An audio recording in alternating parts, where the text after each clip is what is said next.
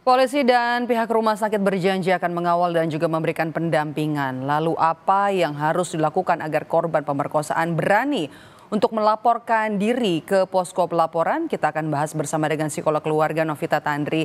Selamat petang Mbak Novita dengan Maidop.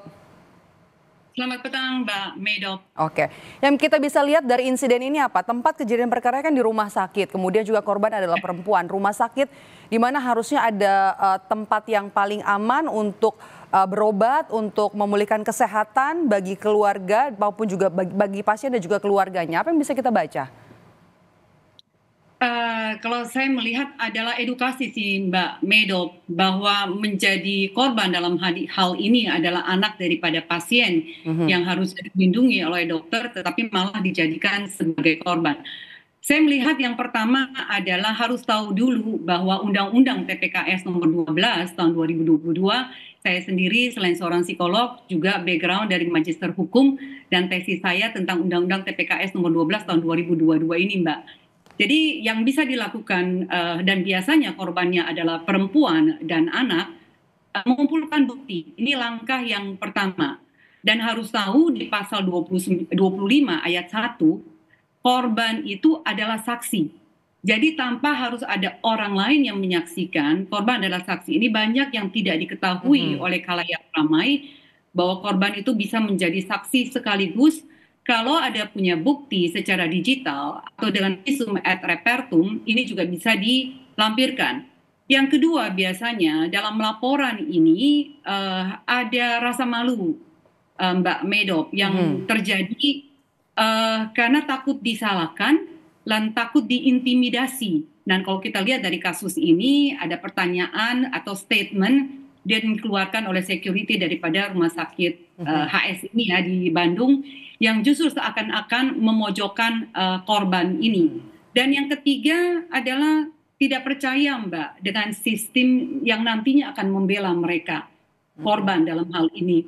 Nah, dengan mengetahui bahwa hak daripada korban dengan adanya Undang-Undang TPKS nomor 12 2022 ini, saya yakin ini kalau disosialisasikan dengan lebih baik lagi, korban walaupun yang sudah lama kasus kejadiannya sangat bisa diungkapkan kembali kalau mereka bisa menyimpan salah satu bukti yang pernah ada, gitu ya.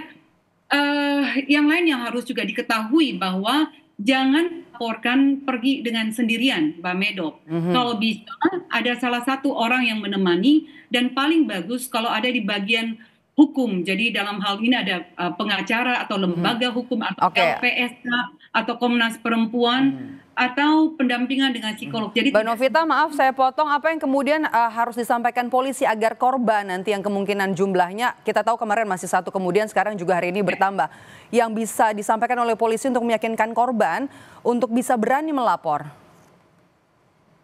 Biasanya yang paling ditakutkan adalah pada saat membuat BAP Mbak, itu ada interogasi yang sifatnya mengintimidasi. Jadi biasanya terintimidasi ini yang membuat korban tidak mau melanjutkan prosesnya. Ada yang harus diketahui, ada trauma info, bahwa artinya harus dengan penuh empati, sabar, dan tidak mengintimidasi. Jadi tidak menanyakan seakan-akan korban itu sebagai pelaku atau berusaha untuk bisa mengkreasikan situasi sehingga dia kenapa menjadi korban. Nah ini biasanya yang terjadi. Nah harus penuh dengan kasih, dengan empati sehingga korban tidak disudutkan.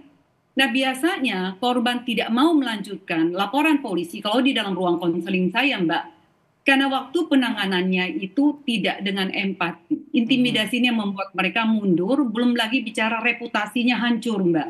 Karena nama dan juga latar belakang data pribadi itu bocor di dunia maya. Ini yang membuat mereka berpikir ribuan kali sehingga pelaku-pelaku seperti ini tidak bisa ditangkap karena tidak cukupnya laporan yang masuk. Oke. Bagaimana kemudian bisa membuat korban ini berani gitu ya apabila mereka mungkin benar jadi korban dari dokter PPDS ini untuk kemudian berani melapor seperti yang Anda katakan tadi, ada trauma, kemudian juga ada ketakutan untuk mencari keadilan tapi juga tanpa mendiskreditkan korban? validasi perasaan korban, Mbak. Jadi memvalidasi bahwa yang kamu alami itu bukan salah kamu. Karena biasanya akan muncul pertanyaan, kamu sih kok kenapa pakai bajunya yang terbuka? Kamu sih karena pakai rok. Kamu sih menggoda. Nah, ini yang menyudutkan posisi korban, yang membuat korban berpikir kalau nantinya disalahkan. Dan ini masih terjadi dalam sistem hukum kita. Oke. Jadi buat saya ini harus ada yang disebut dengan dukungan, Mbak, bukan penghakiman. Sehingga korban tahu bahwa ini hak dia untuk didampingi, hak dia untuk melapor, hak dia untuk mendapatkan keadilan hukum, perlindungan hukum, dan kepastian hukum.